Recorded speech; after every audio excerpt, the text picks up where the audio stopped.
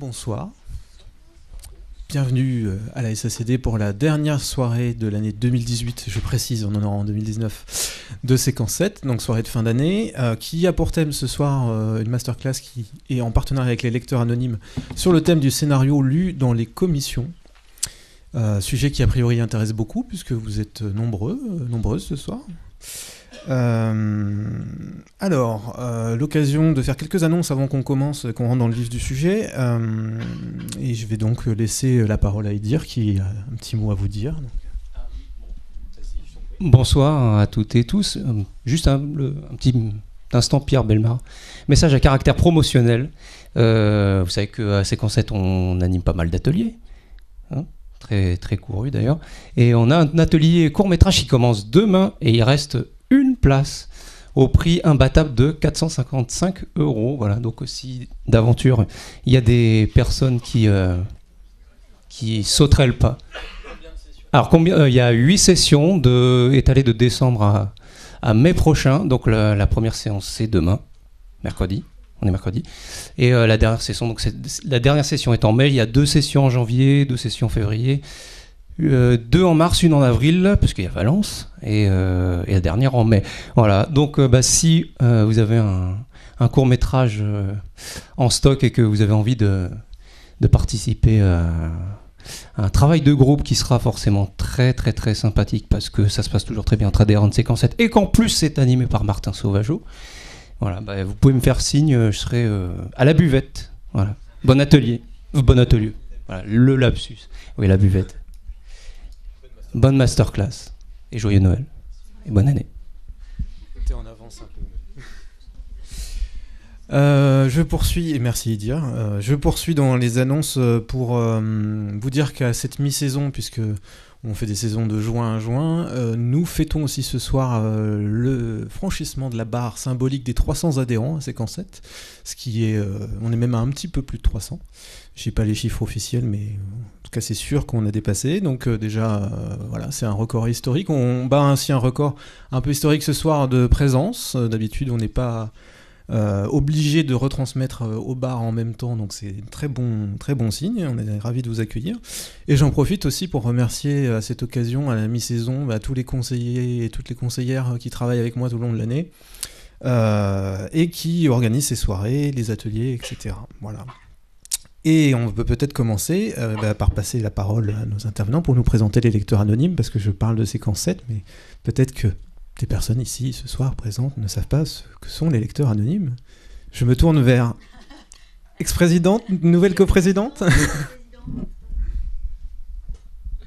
Bonsoir. Alors, je suis Anna Marmiès, nouvelle coprésidente de Lecteurs Anonymes depuis très peu de temps. Je succède à Laetitia. Donc Lecteurs Anonymes, c'est une association qui représente les lecteurs de scénarios, mais aussi les consultants et les script doctors et les chargés de développement, tous les métiers qui travaillent autour de la lecture de scénarios. On est une centaine d'adhérents. On n'a pas fait le truc de la barre symbolique des 100, mais je me demande si on l'a pas passé. Ouais. On attend votre soirée spéciale sans adhérents. Donc voilà, on se retrouve régulièrement entre nous, puisque le métier de lecteur est un métier où on travaille de manière un peu isolée derrière son écran d'ordinateur, on envoie nos fiches de lecture, etc. Donc l'idée c'était de se rassembler pour faire du partage d'expérience, parler entre nous de nos difficultés, etc. On fait des rencontres mensuelles où on invite des professionnels de la profession, donc des gens qui travaillent avec des lecteurs de scénarios, donc ça peut être des gens qui travaillent dans des chaînes de télé, ça peut être des producteurs, des scénaristes, voilà, tous les métiers avec qui on est en contact, nous, en tant que lecteurs de scénarios. On fait aussi plein d'événements, des partenariats avec des festivals, des soirées comme celle-là, voilà. Merci. Et maintenant, je vais vous laisser la parole. Je vais quand même présenter le site Lecteurs Anonymes, parce qu'il y a des trucs sympas sur le site quand même. C'est bien de le rappeler d'ailleurs. Donc il y a en ligne une scénariothèque, qui est la première scénariothèque de scénarios français, de films réalisés. Donc si vous avez envie de lire des scénarios qui ont été exploités et qui sont devenus des films, vous pouvez aller sur le site Lecteurs Anonymes. Il y a aussi des tarifs qui sont en ligne pour ceux d'entre vous qui seraient aussi par ailleurs lecteurs et à qui on demanderait de faire des expertises. Donc il y a des tarifs à minima pour la lecture simple et puis des tarifs à minima pour les consultations. Et la grande nouveauté qui va être annoncée demain. Exclusivité alors. Exclusivité. C'est que désormais, on va pouvoir, enfin les producteurs et les auteurs vont pouvoir laisser des annonces pour des demandes de lecture sur le site de Lecteurs Anonymes et les lecteurs membres auront accès à ces annonces et pourront y répondre. Voilà. Donc évidemment, sur la base des tarifs qui sont mis en ligne. Voilà. Donc ça c'est quand même... Félicitations, parce que c'est super pratique. Donc n'hésitez pas à visiter le site des Lecteurs Anonymes qui est facilement trouvable, lecteuranonyme.org. Lecteuranonyme.org. Voilà, parfait. Du coup, je vais vous laisser prendre la parole pour vous présenter. Peut-être dans un premier temps, nous dire en quelques mots quel est votre parcours de lecteur et pour quel guichet vous lisez ou avez lu. Et quel a un peu été votre parcours qui vous a amené justement à ça, si vous avez eu une formation spécifique dans ce sens-là ou pas du tout. Voilà. Puisque tu as le micro, je te laisse commencer. Ouais, c'est sympa. C'était un piège en fait. Oui. Alors moi j'ai fait des études de lettres et de cinéma et puis je me suis retrouvée à un moment dans une société de production. Et j'ai quitté cette prod, je faisais du développement et je me suis dit, il y a un métier formidable aux États-Unis qui s'appelle Script Doctor, je vais le faire. Voilà. Donc ça, c'était l'idée, la bonne et mauvaise idée, parce que ça n'existait pas forcément ici. Et pour me former justement à l'expertise de scénario, je me suis dit, je vais devenir lectrice. Pour lire, pour expertiser, pour... confronter ma perception des choses et mon avis et mon analyse à celle d'autres personnes. Donc j'ai commencé à la contribution financière du CNC, donc à lire pour le court-métrage. J'ai lu pour Arte en court-métrage aussi, pour Gaumont en long-métrage, français et anglo-saxon, pour la région Lorraine, en audiovisuel, pour France 2, en série et en unitaire, pour la région Île-de-France, à l'aide à l'écriture, et pour la région Aquitaine, mais là, en fait, j'y pense jamais parce que je refoule, je pense. Et, on y reviendra. Sans doute. Et bientôt pour la Bourgogne-Franche-Comté en documentaire. Voilà. Alors moi j'ai fait des études de philo et de cinéma et ensuite j'ai entré à la FEMIS dans la section distribution et exploitation.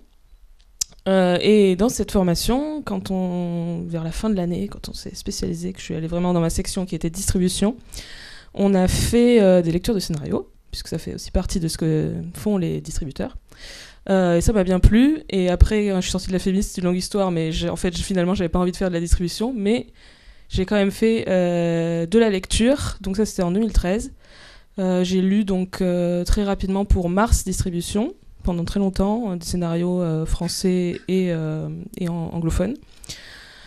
J'ai lu pour Why Not Production, pour Film Distribution, qui est, comme son nom ne l'indique pas, une société de vente internationale.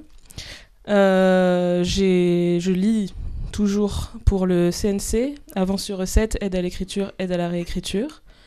J'ai lu aussi pour la région Aquitaine. Et voilà, en ce moment, je lis pour Arte court-métrage, pour France 3 Cinéma et pour TF1 Studio notamment. Voilà.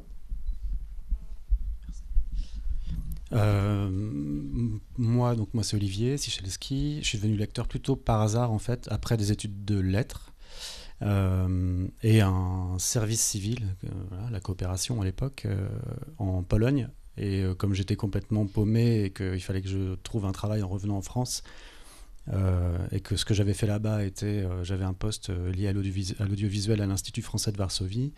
J'ai écrit un peu aux institutions culturelles, j'ai envoyé mon CV un petit peu au hasard. Évidemment, j'avais pas le cursus qui me permettait d'intégrer le CNC comme fonctionnaire. Donc gentiment, ils m'ont dit, par contre, si vous voulez, on cherche des lecteurs, faites une fiche test. J'ai fait une fiche test, et puis là, pendant pendant 5 ans, j'ai navigué entre l'avance sur recette, l'aide à l'écriture, l'aide à la réécriture, les contributions financières, fiction, documentaire, expérimental, le prix à la qualité. Et parallèlement, j'ai commencé à lire aussi pour Canal+. Tout ça, c'était il y a très longtemps. Canal+ cherchait des gens qui lisaient en anglais à l'époque, c'était mon cas. Après, j'ai tout arrêté pendant 5 ans, j'ai fait autre chose, et puis j'ai dû reprendre les lectures. Je lis encore aujourd'hui pour Canal, et j'ai lu aussi pour des régions comme toi, la région centre, la Basse-Normandie, occasionnellement des producteurs qui cherchent des lecteurs, en privilégiant quand même les consultations de plus en plus, pour les producteurs en tout cas, comme vous et comme Laetitia. Moi j'ai toujours du mal à dire script doctor, je sais pas pourquoi je dis consultant, je sais pas, il y a un truc qui... Script doctor, j'ai toujours l'impression que ça suppose que je connaisse une sorte de médecine du scénario et l'anatomie et tout ça. J'aime bien qu'on me consulte, mais voilà. C'est tout. Comme lecteur, en tout cas. Bonsoir, je suis Ludivine Saès. Moi, mon parcours, je viens du montage en fait, donc j'ai démarré stagiaire, assistante, et puis je suis devenue chef monteuse. Et je naviguais entre le cinéma et la série, et puis ces dernières années, j'ai fait pas mal de séries, et du coup, je me suis retrouvée avec, dans ma salle de montage, beaucoup de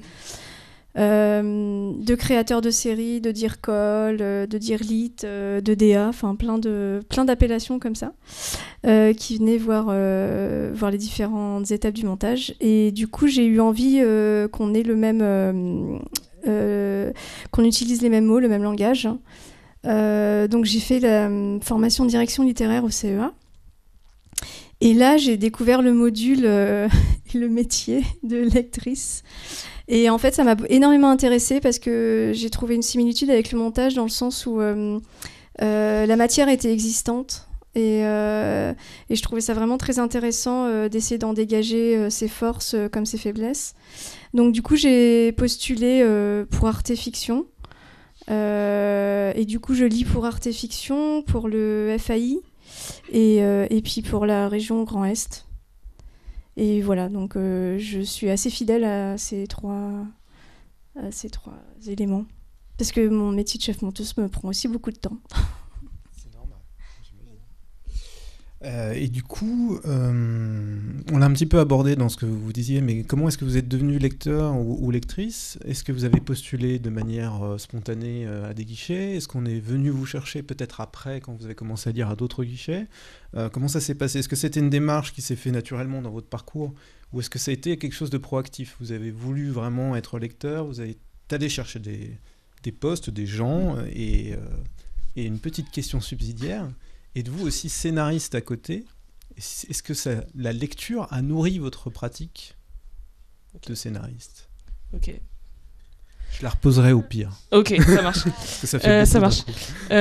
Donc, moi, j'ai commencé comme on commence souvent, c'est-à-dire en envoyant des centaines de candidatures spontanées à toutes les boîtes de prod, de distrib, les chaînes télé de la place de Paris. Et ça marche, parce qu'ils répondent de temps en temps. Souvent, ils répondent on ne cherche personne actuellement, mais on garde vos CV. Et des fois, c'est vrai. Par exemple, Arte, ils m'ont recontacté plus d'1 an après que j'avais envoyé un mail. Ils avaient vraiment gardé mon CV. Donc ça marche vraiment, les candidatures spontanées, même si ça met du temps. Voilà. Et puis, forcément, au fur et à mesure, on a aussi des gens qui ont bien apprécié notre travail, donc qui donnent notre nom à quelqu'un qu'ils connaissent, qui lui demande s'il connaît des lecteurs bien. Enfin voilà. De plus en plus, ça peut être des gens qui nous écrivent parce qu'ils ont eu notre nom par quelqu'un d'autre. Donc ça se fait au fur et à mesure. Et sinon, oui, je suis scénariste à côté. Et oui, c'est très formateur de lire des scénarios, mais y compris des scénarios mauvais, en fait, ce qui est quand même, il faut le dire, la majorité de ce qu'on lit. Enfin, c'est compliqué, mais si, quand même. Et y compris lire des trucs très bien, c'est bien, mais lire aussi des trucs mauvais, c'est bien, parce que ça, en tant qu'auteur, Ça permet de réfléchir à ce qu'on veut faire, ce qu'on veut pas faire, ce qui selon nous marche ou ne marche pas, et du coup comment l'appliquer soi. Donc voilà, si vous allez voir la scénarothèque des lecteurs anonymes, il peut y avoir des trucs que vous trouvez mauvais, mais lisez-les quand même, parce que c'est aussi formateur, je trouve. Qui veut intervenir ? Olivier ?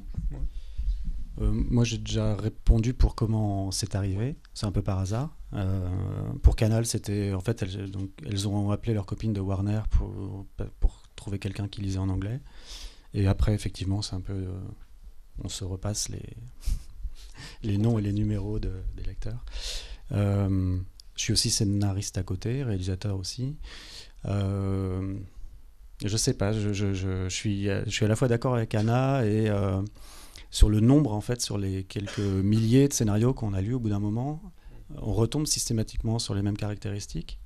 C'est très bien parce que ça enfonce le clou, par exemple, de savoir que le drame de l'exposition démesurée, voilà, je sais que je ne tomberai pas dedans tellement je suis tombé sur ce problème souvent dans de nombreux scénarios.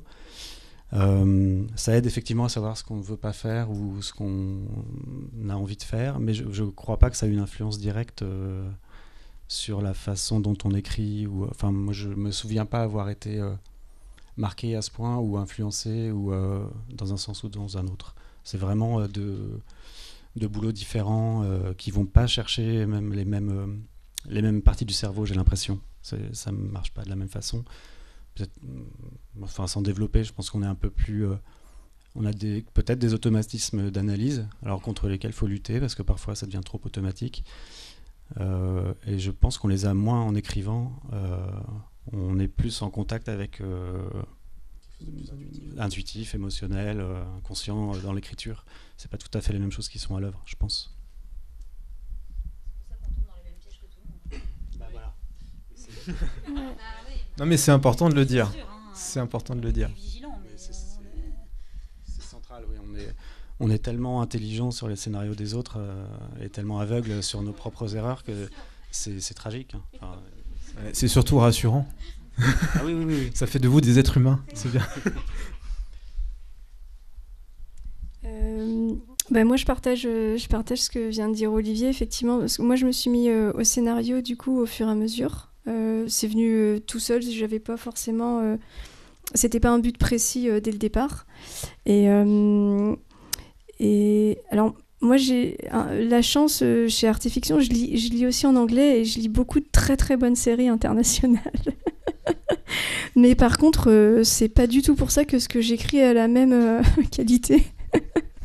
Donc effectivement, pour moi, c'est deux choses assez différentes en fait. Tu veux ajouter quelque chose, Laetitia ? Ou pas ? Si, parce que au CNC, en fait, je suis rentrée parce que dans la boîte de prod, j'étais devenue... je discutais beaucoup quand je présentais les projets à la contribution financière avec le bras droit de Morad Kertobi.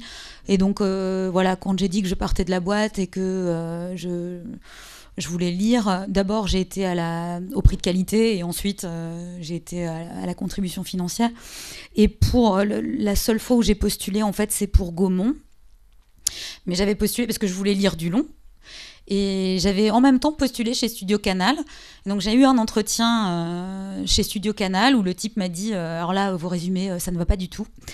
Et donc j'ai pas été prise. Et j'ai postulé chez Gaumont et on m'a dit vos résumés, c'est super. Voilà, donc c'est vraiment en fonction des attentes, en fonction... voilà, parce que j'ai pas changé de manière de faire un résumé. Je pense que c'est une question de ligne éditoriale. Entre le début de Gaumont et la fin de Gaumont, 18 mois après, oui, j'ai changé de manière de faire des synopsis à partir des longs métrages. Mais en tout cas, quand j'ai postulé, non, j'ai pas changé de manière. Mais c'est aussi pour dire que quand on postule, finalement, tout le monde a sa chance.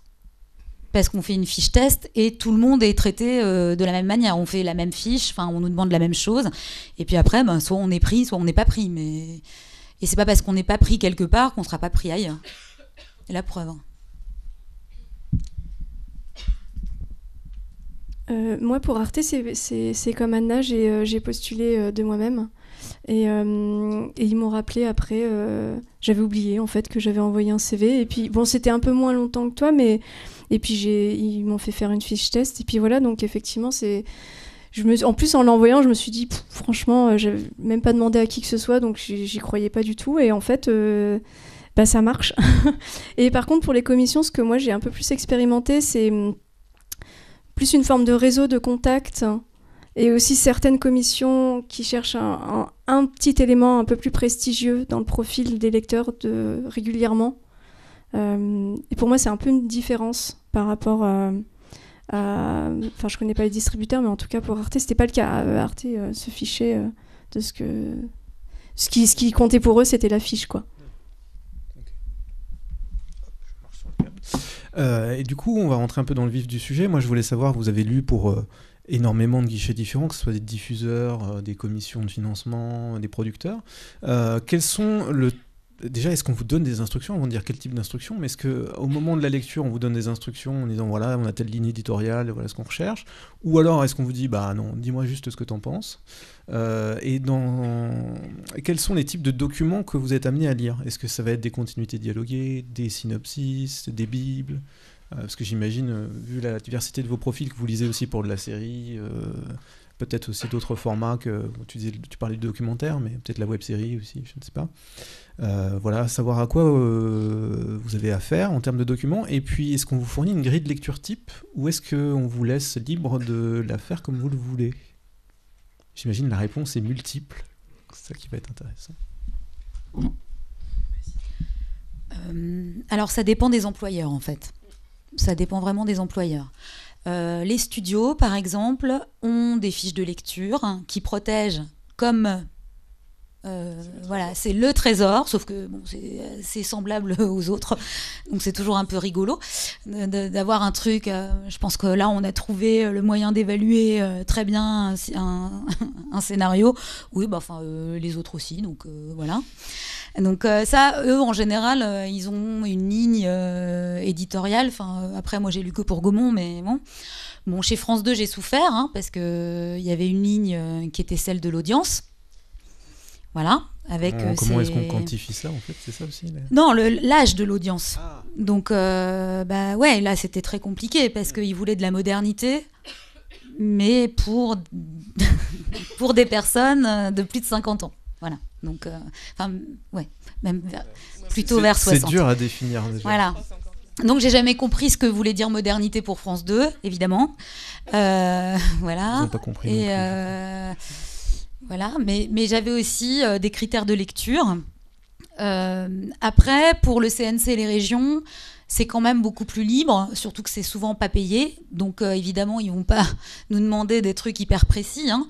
Donc, après, ça dépend vraiment du profil du lecteur.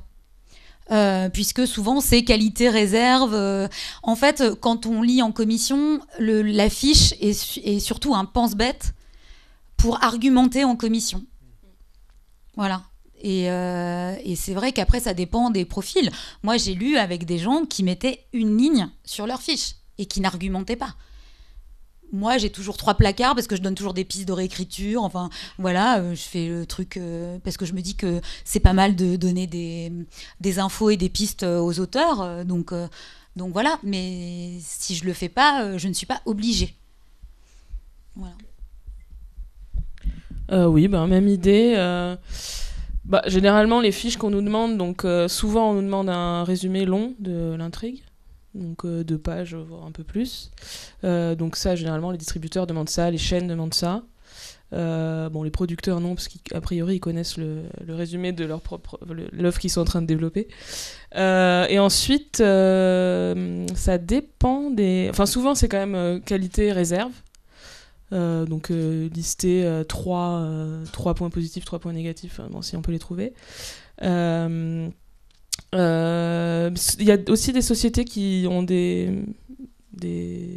rubriques. Donc ça peut être personnage, dialogue, structure, ton, enfin tout ce qu'ils peuvent imaginer. Il n'y a pas toujours des trucs à dire sur toutes les cases, c'est ça qui est un peu compliqué. Certaines sociétés ont aussi des grilles qu'on doit remplir. Des fois, c'est des grilles où il y a 5 items, donc ça va. Et des fois, c'est des grilles où il y en a genre 15 avec clarté, originalité, je sais plus, structure, traitement, intrigue. Je sais même pas faire la différence entre les trois. Enfin bref. Et après aussi des choses qui peuvent être souvent pour les chaînes ou pour les distributeurs, ça peut être potentiel succès en salle, potentiel succès à la télévision et potentiel succès en festival. Ça, par exemple, TF1, il me demande ça. Et Mars me demandait ça aussi. Voilà, pour les producteurs, des fois ils ont un modèle de fiche tout prêt, ou des fois ils en ont pas, et c'est moi qui fais ma fiche un peu à ma sauce selon ce que m'inspire le scénario. Voilà.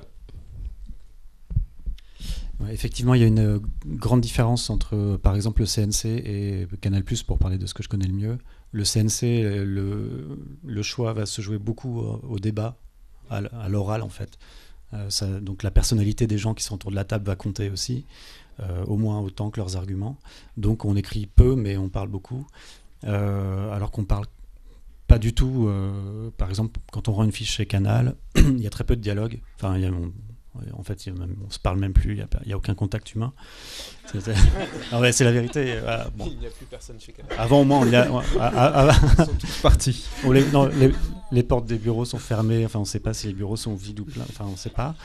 Avant, on allait chercher des scénarios papier. Maintenant, on nous les envoie. Enfin, je veux dire, il y a vraiment plus de contact. Hein.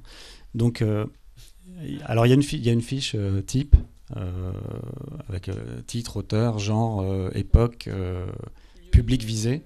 Alors là, public visé, c'est toujours hyper dur. Alors, est-ce que c'est lecteur Télérama plutôt féminin? Est-ce que c'est ado geek? Enfin, c'est toujours un peu difficile. Il y a une grille à 5 critères: sujet, traitement, personnage, dialogue, structure. Après, il y a un résumé du résumé. C'est un résumé en 10 lignes. Là, il demande 10 lignes maintenant. Il y a un résumé de votre commentaire. Après, il y a le grand résumé qui fait une page et demie, le grand commentaire qui fait lui aussi une page et demie. Et pour être totalement infantilisant, après on résume dans un tableau les qualités et les défauts. Et si vous oubliez de remplir le tableau, on vous dit mais t'as pas rempli ton tableau, alors qu'on a tout. Excusez-moi, je suis un peu parce que tout ce qui précède ne te permet que de remplir le tableau. Oui, alors c'est comme si c'était c'est comme si la fiche était destinée à des gens qui ont plus ou moins de temps. Ceux qui ont vraiment beaucoup de temps, ils lisent le scénario. Ceux qui ont un peu moins de temps, ils lisent le résumé. Après, il y a le petit résumé. Il y a ceux qui lisent le tableau, quoi. Il y a ceux qui lisent le tableau. Donc après, moi, je divise pas en même temps, ils me disent rien. Alors soit ils s'en foutent complètement, soit ce que je fais est systématiquement génial et ils ont rien à redire. Mais il n'y a pas de avantage. Qualité et défaut, on structure un peu comme on veut. Enfin, moi, j'y vais comme je le sens. Je crois que chacun après fait sa cuisine du moment on arrive à donner une image du projet qui est à peu près fidèle, relativement objective par rapport à ce qu'on sait. Ah oui, alors tu posais la question des attentes. Oui. En fait, moi, on nous a rien dit pendant. Là encore, il n'y a pas de directive. Il y a juste eu une réunion il y a quelques années où on a découvert la grille de Canal. Et les attentes en fonction des jours de diffusion.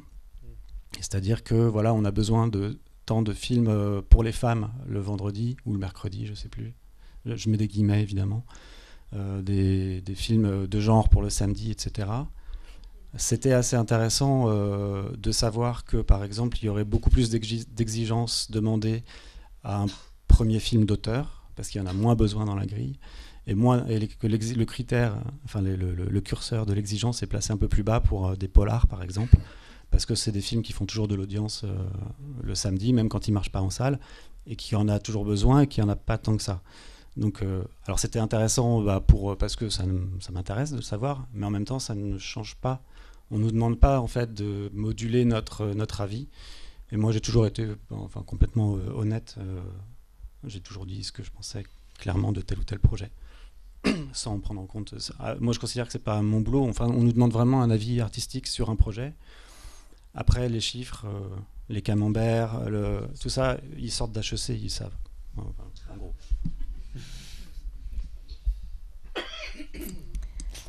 Les attentes, moi je sais que j'ai fait une fois une réunion en démarrant chez Arte avec les chargés de programme et le directeur de la fiction. Et c'était assez rigolo parce qu'on venait avec des questions et en fait c'était eux qui étaient plus intéressés par nous rencontrer en nous disant alors est-ce que vous avez déjà vu quelque chose à l'écran avec lequel vous nous aviez déjà fait une fiche en fait. Donc voilà, c'était assez sympa mais finalement on n'a pas appris grand-chose.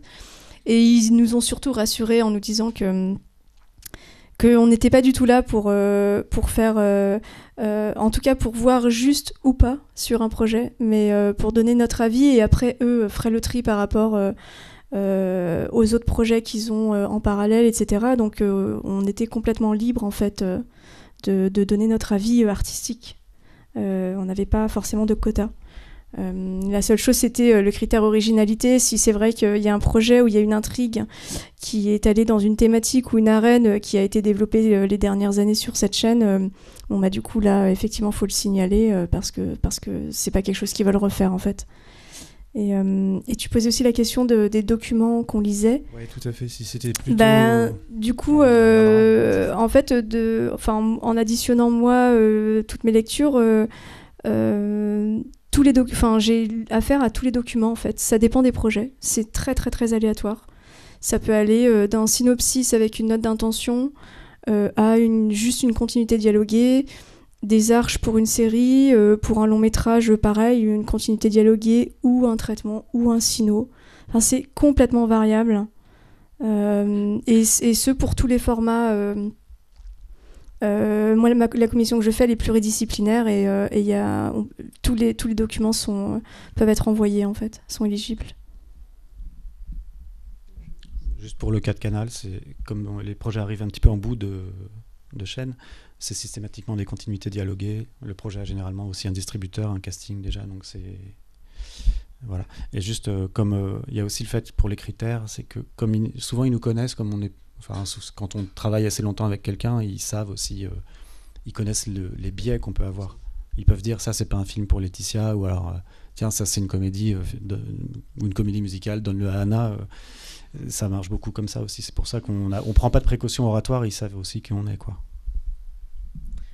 Je sais plus ce que je voulais dire. Oui, sur le type de document qu'on reçoit. Alors généralement, c'est quand même le plus souvent une continuité dialoguée.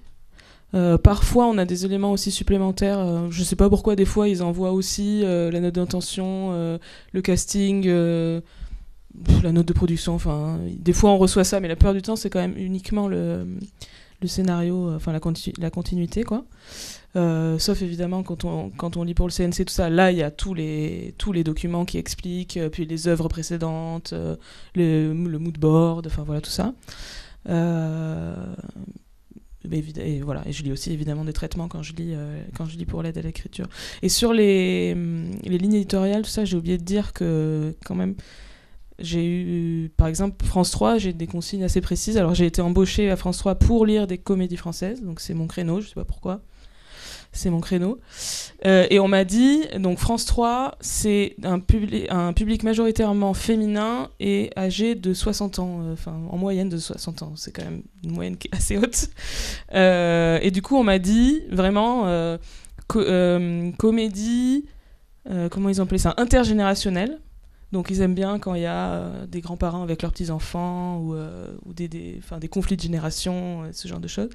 Ils aiment bien aussi et les héroïnes féminines, genre des femmes, des histoires de femmes qui galèrent avec leurs enfants et leur travail, et c'est compliqué, ouais, ça ils aiment bien ça. Donc j'ai eu des trucs assez précis. Pour TF1 Studio, c'était un peu moins précis, mais c'était aussi quand même, on m'a dit, comédie populaire, mais pas les films de TF1 Film Production, un peu plus... moderne, voilà. Donc en fait, je me retrouve exactement sur le même créneau pour France 3 et pour TF1 Studio, bizarrement. Voilà. Ouais, moi je voulais revenir sur la différence de statut qu'on a en fait en fonction de l'endroit où on lit. Parce que moi, clairement, chez Gaumont, je pense qu'ils s'en foutaient complètement, de mon avis. Hein. Vraiment, enfin, j'ai encensé des projets anglo-saxons où on m'a dit non, c'est pas du tout pour Gaumont, et je suis tombée de ma chaise à faire des fiches qui ravageaient totalement certains films qui se sont faits. Donc c'était pas du tout pour mon avis qu'on m'a embauchée, c'est plutôt pour faire un résumé et une analyse qui évite à la personne qui doit faire des retours aux auteurs de lire le scénario. Voilà. C'est très pratique. Donc, on lit un résumé d'une page, évidemment, on se cogne pas les 200 pages. Et puis, on a les arguments, on peut les moduler, parce que oui, il y a quand même ça qui fonctionne, etc. Mais mes fiches servaient à ça, en fait. Voilà, ils ont jamais pris mon avis en compte. Jamais de la vie. Par contre, effectivement, quand je lis en commission, en région ou au CNC, là, je suis investie d'une mission parce que je sais que la faisabilité des projets va dépendre de moi. En tout cas, en partie de moi. Et ça, c'est pas la même chose. Est-ce que la différence dont tu parles ne tient pas justement au fait que vous ayez une restitution de votre fiche orale ou pas, en fait ? Si, sans doute, mais chez Arte, je sais que à la fiction, chez Arte, ils faisaient aussi des petits comités, mais vraiment pour plus par humanité et par sociabilité un peu par pitié, sans doute, oui. Mais au moins, ils avaient des viennoiseries. Bon. Ce que j'ai jamais eu chez Gaumont, mais voilà, enfin c'est même quand il y a des petites rencontres, etc., pour voir qui est qui, notre parole et notre expertise n'a pas forcément le même poids, voilà, dans un cas ou dans l'autre. Pour compléter ce que dit Laetitia. Alors moi je pense qu'à Canal il y a toujours quelqu'un qui lit le scénario, c'est-à-dire qu'il y a il y avait 4, maintenant 3, enfin Canal il y a 3 personnes et ils se répartissent les projets, il y a toujours au moins une personne qui le lit en entier et les fiches en fait elles servent, je pense qu'ils savent assez vite s'ils vont dire oui ou non, mais c'est pour des raisons qui sont par exemple le sujet nous intéresse, le scénario est peut-être pas très bon mais le sujet nous intéresse, ou non, on va pas le prendre parce qu'on a déjà un film sur une nounou d'enfer, ou je sais pas. Mais après, ils rencontrent et ils doivent dire non, et ils doivent argumenter. Et là, ils vont utiliser nos fiches, soit pour dire, regardez, on est désolé, mais nos lecteurs n'ont pas aimé, ça peut aider, soit pour vraiment argumenter, parce que voilà, ils lisent, mais ils n'ont pas forcément la même analyse que nous.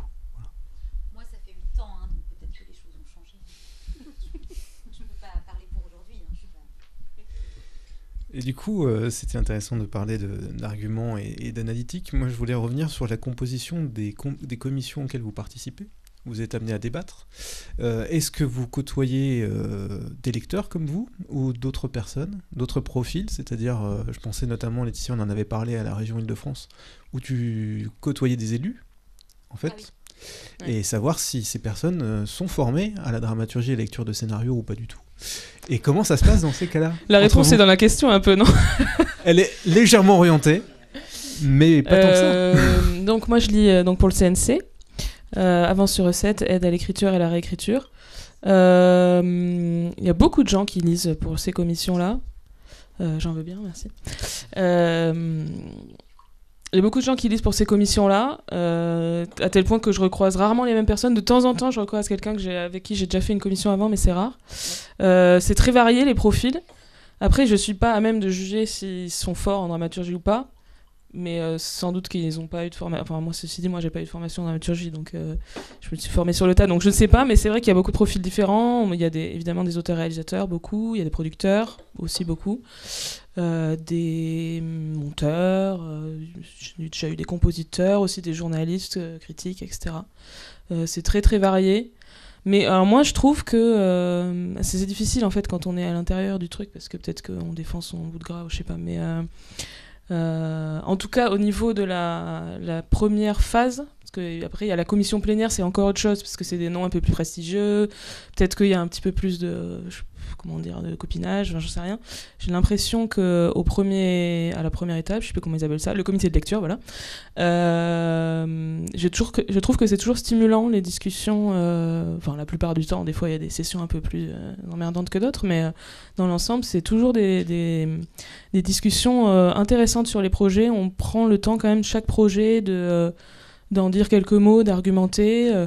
Je trouve que dans l'ensemble, il y a parfois des moments où il y a une grosse opposition, mais quand même dans l'ensemble, une forme de consensus qui se dégage sur quels sont les 2-3 meilleurs projets du comité. Il peut y en avoir un qui est comme ça, et si l'un des lecteurs est super péchu et veut défendre son truc, les gens du CNC ils disent on le fait passer, on verra ce qui se passe après.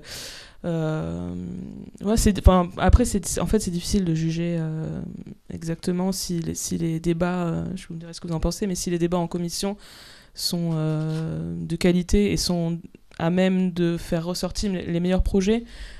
Mais j'ai quand même l'impression que c'est le cas. Après, il y a certains projets qui sont clivants, et là, forcément, s'il y a 2 contre 2, par exemple. Mais souvent, quand il y a 2 contre 2, quand même, on fait monter. Enfin, il y a quelque chose où on laisse leur chance. Ça dépend peut-être des moments. Je trouve qu'il y a des genres qui sont plus malmenés que d'autres. Je trouve l'impression que le docu, on n'a jamais fait passer un docu de notre vie à l'avance sur... Non, oui, c'est ça.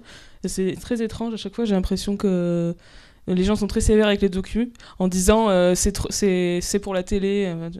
Est-ce que c'est un documentaire de cinéma ?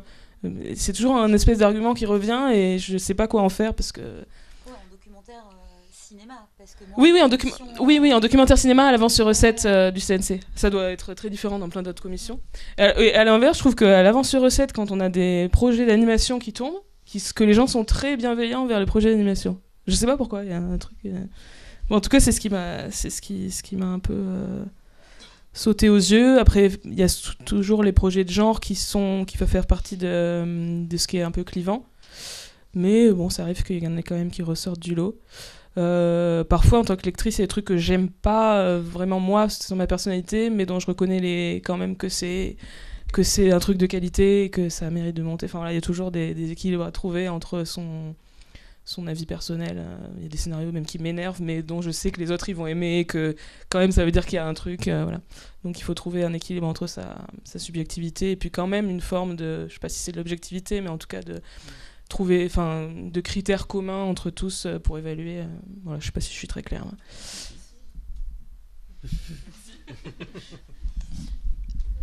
Moi, j'ai une expérience un tout petit peu différente dans la commission de région où je suis. J'ai été très surprise les premières fois parce que je trouvais que finalement, on parlait très peu d'écriture pour une demande d'aide à l'écriture. Et moi, ça m'a énormément surprise. Ouais. Alors le comité, il était composé de personnes qui avaient des profils différents dans le sens où il y avait, comme c'est pluridisciplinaire, il y avait tous les univers qui étaient représentés, le docu, la série, le long métrage. Donc ça, c'était très très très enrichissant après, dans les débats, les échanges. Mais moi, j'avais pas du tout d'expérience là-dedans, et je sais que lorsque l'auteur se présentait à nous, j'étais au début très surprise des questions qu'on lui posait parce que je trouvais que c'était absolument pas relatif à l'écriture. Et moi, je comprenais pas en fait. J'ai eu des questions d'un réalisateur qui dit « Mais comment tu vois ton film ?» Je me dis « Mais attends, mais il est à l'aide à l'écriture, pourquoi tu lui parles de comment tu vois ton film ?» Et du coup, c'est vrai que des fois, dramaturgiquement, je trouve que les débats peuvent pêcher un petit peu. Moi, je me suis retrouvée à défendre des projets parce que je trouvais qu'il y avait un véritable travail scénaristique et que ça méritait pour une aide à l'écriture de remonter. Et après, là, dans cette commission-là, en tout cas, qui est par exemple différente du FAI où c'est anonyme et que l'auteur n'est pas présent, il y a aussi la dimension humaine qui est incroyable, hein, qui peut vraiment faire basculer un projet qu'on défendrait pas au départ uniquement à la lecture en fait. Et ça aussi c'est une donnée qui est très très importante. C'est-à-dire que par exemple des projets sur le papier à la lecture où on trouve qu'il y a, on va dire, plus de faiblesse qu'autre chose, donc on n'est pas parti pour le défendre. Et puis quand l'auteur se présente et qu'on discute avec lui, on se rend compte que finalement c'est quelqu'un qui entend les retours et qui du coup n'est pas là pour dire oui vous avez raison, mais qui se rend compte de la dimension d'avoir des avis extérieurs. Et du coup, on trouve qu'il y a une ouverture et on se dit, bon, bah voilà, ça donne confiance parce que quand on postule pour une aide à l'écriture, c'est pas un travail qui est fini. Donc, quoi qu'il arrive, des choses vont être remises en question. Et donc, ça donne assez confiance sur le fait que la capacité à retravailler, quoi qu'il arrive, le document. Et ça, je trouvais que c'était très intéressant. Mais c'est vrai qu'après, dans les profils, moi, j'ai eu des distributeurs, des réalisateurs, et pas tant de scénaristes que ça, et pas tant de lecteurs que ça en région. Et ça m'avait beaucoup étonnée, en fait. Parce que pour une aide à l'écriture, j'étais très surprise. Bon, moi, j'en suis à ma 4e région, donc... commence à bien Mais connaître. c'est des configs tout à fait différentes. En Lorraine, ah non, mais non, je vais pas citer les noms des régions parce qu'après les gens vont être identifiables. Bon. Donc la particularité des aides en région, c'est qu'il y a des représentants locaux, donc des producteurs locaux. Et puis il y a des représentants aussi, il peut y avoir des représentants de la DRAC, voilà, des institutions locales. Et puis il y a souvent des gens parachutés de Paris qui sont réalisateurs, scénaristes, monteurs, voilà. Et puis dans les aides régionales, il y a les élus. Alors les élus, ça fait partie de leur mandat d'assister au comité, aux commissions. Et donc, le truc, c'est que parfois, ils n'ont pas de voix, parfois, ils ont une voix, voire 2, s'ils sont présidents de séance. Et ils sont plus ou moins... Alors, formés, non. Mais après, plus ou moins familiers du cinéma, familiers de l'audiovisuel, etc. Donc, il y a des élus qui ont des arguments plutôt construits, qui voient bien la qualité de l'écriture, etc. Et puis, il y a d'autres élus qui ont des voix, qui disent « Ah non, mais moi, là, ça m'a pas parlé du tout, hein, j'ai pas du tout aimé. Non, mais ça, si ça sort au cinéma, j'irai jamais le voir. Hein. » Et donc, alors en face, qu'est-ce qu'on dit ? On dit ah oui, mais non, mais parce que en fait, que vous alliez le voir ou pas, c'est pas un critère. Parce que vous n'allez pas le voir, mais en fait, c'est pas mal écrit par rapport aux 15 autres, en fait. Et donc, ce serait peut-être quand même bien qu'on examine la proposition artistique, la capacité du scénariste à écrire quelque chose qui tient, etc. Mais effectivement, c'est de la pédagogie.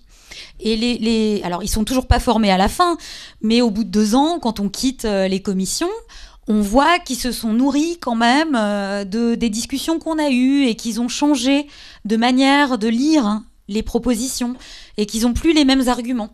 Donc, il y a un apprentissage qui se fait en action. Mais c'est vrai qu'a priori, ils sont pas du tout aguerris et ils n'ont même pas forcément de goût pour ça. Voilà. Et du coup, j'en viens forcément à la question un peu polémique de la soirée. C'est vous parlez d'anonymisation de certaines œuvres, d'autres pas. On a vu des scandales passer, enfin, scandales c'est vite dit, mais des polémiques passer ces derniers temps sur la question des passe-droits en commission. Je voulais savoir si c'était quelque chose auquel vous aviez assisté, si parfois vous aviez été confronté à ce genre de là. Je vous rassure, on ne cite pas de nom, mais sauf si vous voulez, si vous y tenez. Mais est-ce que c'est une pratique qui finalement est si courante que ça ou pas et est-ce que vous avez une manière quelconque de lutter contre quand vous siégez en fait aussi? Alors moi je l'ai vu une fois en commission, en comité de lecture toujours, c'était l'avance sur recette. Où il y a un truc, c'était pas un scénario qu'on avait détesté non plus, mais c'est un scénario dont on disait peut-être on peut lui donner un PSR, donc PSR c'est peut se représenter, mais où on n'avait pas estimé qu'il valait le coup de monter en plénière. Et le président de l'avance sur recette à l'époque, je ne dirais pas qui c'est, mais c'est facile de retrouver, a dit, mais je dirais pas parce que pour le coup l'auteur et tout ça c'est pas leur faute si quelqu'un a poussé, enfin bref, donc voilà, a dit ah non mais ça c'est quand même produit par machin, C'est quand même un auteur, nanana. Donc non, franchement, ça serait bien qu'on fasse passer. Et en fait, peut-être qu'on aurait dû se battre, mais il y a un moment où c'est le président de l'Aventure Recette et il n'y a pas trop de marge de manœuvre et on n'est pas payé des milliers des cents et on dit si vous voulez, enfin c'est pas grave, c'était pas un truc déshonorant, donc c'est pas grave s'il passait en plénière. Il a pas mis ce scénario à la place d'un autre, ce qui est déjà ça.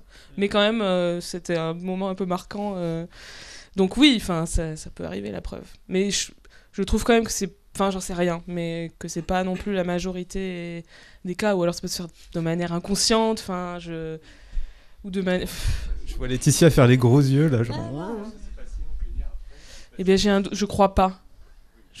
Donc on avait raison de pas vouloir le faire passer. Il aurait dû le laisser avec son PSR et revenir enfin bref. Donc c'est difficile de juger à quel point c'est fréquent, à quel point c'est important. Ça dépend sûrement des personnes. Ça peut se faire, comme je disais, de manière plus ou moins inconsciente aussi. Et ça, c'est difficile d'y échapper. Je sais pas si tu as un avis plus marqué. Bah si, moi je hurle. Hein. Bah c'est pas possible, quoi. Moi je l'ai eu beaucoup à la contribution financière, en fait. Et alors là, à la contribution financière, si on est un scénariste ou un réalisateur qui a déjà fait du long, on peut sortir n'importe quoi. Voilà, en court-métrage, le balancer, et là, il y aura toujours quelqu'un pour dire « Ah ouais, mais bon, c'est machin ». Ben non, en fait. Enfin, oui, c'est lui, mais ce serait même pas lui rendre service, en fait, de faire passer ça. Parce qu'il y a rien, il n'y a pas de boulot, c'est bancal, voilà, ça rime à rien. Et voilà. Donc moi, j'ai pas mal lutté à la contrib, ouais. Mais bon, j'en avais une par mois, hein, la contribution financière. Donc, voilà, j'ai eu plus d'occasions d'avoir ce genre de petites remarques et ce genre de tentative, qui a toujours échoué, hein, bien sûr. Parce que évidemment, enfin, moi, j'étais la première à m'offusquer et à dire certainement pas. Et après, j'étais pas la seule. Donc, voilà, c'est toujours... une bonne chose, mais c'est sûr que moi j'ai eu des tentatives, mais pas en région, bizarrement. En région, ce qu'on fait valoir au bout d'un moment, c'est la production locale. Et c'est vrai que quand on fait passer des projets et qu'on sacrifie un peu la production locale, les gens sont pas contents. Mais moi, la fois où on m'a dit ça, j'ai dit oui, mais en fait, c'est pas les critères, c'est pas la qualité en fait. Les critères, c'est la régionalité maintenant. Bah, n'ouvrez plus alors. Ne faites que des projets locaux. Et puis comme ça, on récompensera des projets locaux. Mais à un moment, enfin, il y a toujours des tentatives comme ça, pas d'intimidation, mais de chantage affectif, voilà. Mais il faut juste être droit dans ses bottes et dire mais non. Pareil, à l'Île-de-France, là, à l'aide à l'écriture, il y a beaucoup d'aides données aux documentaires. Alors ça s'explique, hein, pour écrire un projet de documentaire, même à sa version assez minimale, ben on est obligé de se renseigner, de construire, de réfléchir, peut-être davantage qu'en fiction. En tout cas, nous, ce qu'on a examiné en termes de propositions, les projets de documentaire fonctionnaient davantage. À 2-3 séances de suite. Et donc, on nous a dit, attention, il faut quand même examiner la fiction. Et là, rebelote. Moi, j'ai dit, mais d'accord. Mais à ce moment-là, faites de la discrimination positive, faites de commissions, mais ne nous demandez pas, dans un même comité mixte, de privilégier la fiction parce que c'est de la fiction. On va privilégier les projets qui sont de qualité. S'il y a des fictions, tant mieux. S'il n'y a pas de fiction, on ne va pas sacrifier un bon projet de documentaire pour un projet de fiction pas génial. C'est vraiment... mais les tentatives, il y en a, évidemment, c'est humain, hein, de toute façon. Mais pareil, moi, les producteurs qui siégeaient et qui avaient un projet présenté, ils quittaient la pièce et ils perdaient leur voix sur un projet. Donc, a priori, moi, je trouve que quand on est producteur, c'est pas... faire passer un projet dans une commission dans laquelle on siège, c'est pas très malin, parce qu'on perd une voix.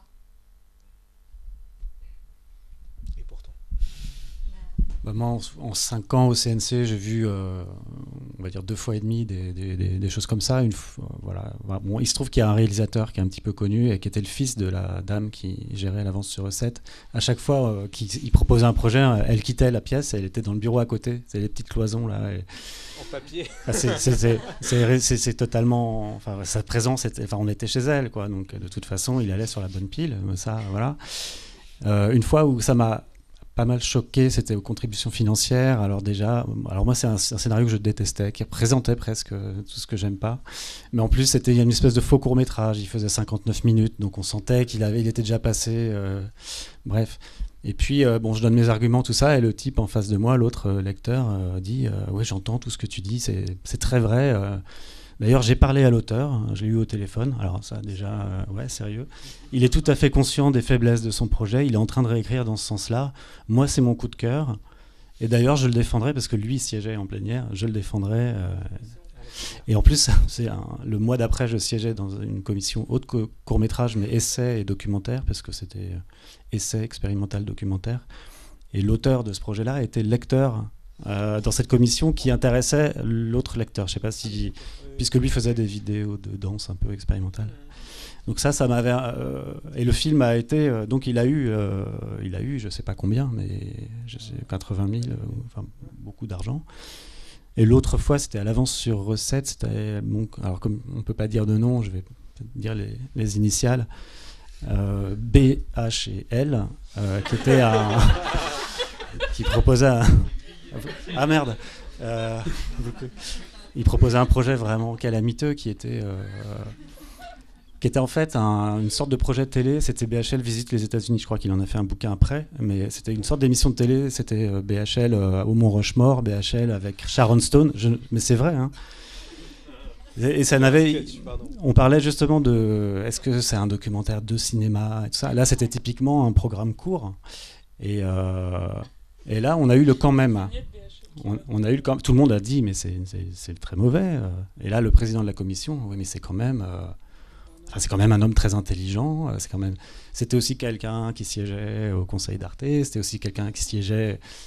Et il est allé sur la pile des oui. Et alors en plus en sortant, je vois la secrétaire Nadia, l'éternelle secrétaire. Je ne sais pas si elle est toujours là, mais c'est incroyable. Là. C'est le pilier du CNCCL, quoi. Et elle disait elle raccrochait, j'en peux plus de ce mec. Et je lui dis mais qu'est-ce que t'as ? Et elle me dit c'est BHL, il m'appelle tout le temps depuis ce matin, il me harcèle. Est-ce que je suis dans la pile ? Voilà. Et en fait après il y a le deuxième tour. Et apparemment, le vote, ça s'est joué à vote secret et il n'est pas passé. Donc, c'est-à-dire que personne ne veut se mouiller. Tout le monde dit oui, bon, d'accord, bon, pourquoi pas. Et puis après, en fait, ça passe pas.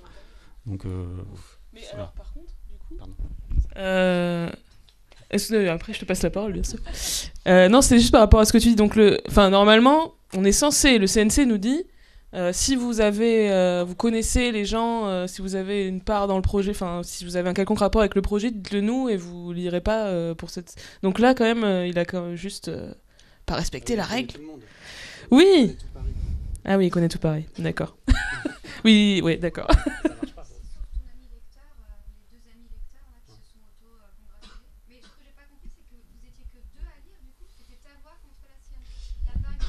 En fait, il y avait une troisième personne, tu as raison, mais il y avait une espèce de, comment ça s'appelle, de truc du coup de cœur. Ouais, ils avaient inventé ça. Ok, il faut être 2 contre 1, sauf que chacun a droit à un coup de cœur par commission. Donc en fait, sur les 10 ou 15 projets, on pouvait en faire passer un, même si on était contre 2. Ouais. C'est le Joker, quoi. Voilà, le Joker. En région, ils appelaient ça le Joker, là c'était le coup de cœur. Moi je vais aller vers un truc plutôt positif parce que je connais aussi la personne qui sort parce qu'elle siège dans la commission. Moi je trouve ça assez étrange en fait, mais bon, c'est mon propre avis. Je trouve que ça manque un peu d'intégrité, mais voilà. Mais sinon il y a aussi pour être un peu plus positive au FAI, tout est anonyme et on a pour consigne de prévenir quand même alors que le projet est anonyme, on a pour consigne de prévenir si c'est un projet qu'on a déjà eu entre les mains, peu importe dans quelles circonstances. Et moi, pour lire régulièrement depuis plusieurs, enfin pour lire tout le temps depuis plusieurs années, les lecteurs jouent tous le jeu. Parce que c'est extrêmement régulier, en fait, la loi du hasard qu'on tombe sur un projet. Ça arrive une fois sur 2 commissions, pour mon cas. Et les lecteurs sont tout le temps changés, on n'est jamais dans le même groupe au FAI. Et je suis toujours tombée sur des gens qui ont joué le jeu. Mais après, c'est aussi la manière dont la personne gère la commission. Parce que ça c'est vraiment très important et c'est elle qui le rappelle et le côté anonymat aussi, en tout cas pour le FAI. Je dis pas du tout qu'il faut que toutes les commissions soient anonymes, c'est pas du tout le discours que j'ai, mais en tout cas là c'est le cas et c'est vrai que cette dimension elle est très intéressante parce que du coup elle permet justement de pas avoir de pression entre guillemets et on n'est pas du tout en porte-à-faux. Donc ça pour moi c'est vraiment un très bon exemple le FAI par rapport à cette problématique. Très bien. Alors moi j'aurais une dernière question avant de passer la parole à la salle parce que je sens que ça bouillonne un peu. Et c'est savoir, comme vous avez quand même beaucoup de scénarios ou de documents scénaristiques ou de créations qui vous passent entre les mains, forcément on en parlait un petit peu, vous l'évoquiez, je vais pas refaire telle erreur que je vois souvent, ou je lis beaucoup de mauvaises choses. Quels seraient les conseils généraux que vous donneriez à des scénaristes qui présentent des projets ? Et surtout, quelles sont les erreurs que vous rencontrez le plus souvent, les plus massives, on va dire, on va pas rentrer trop dans les détails, mais s'il y a des choses qui sont récursives.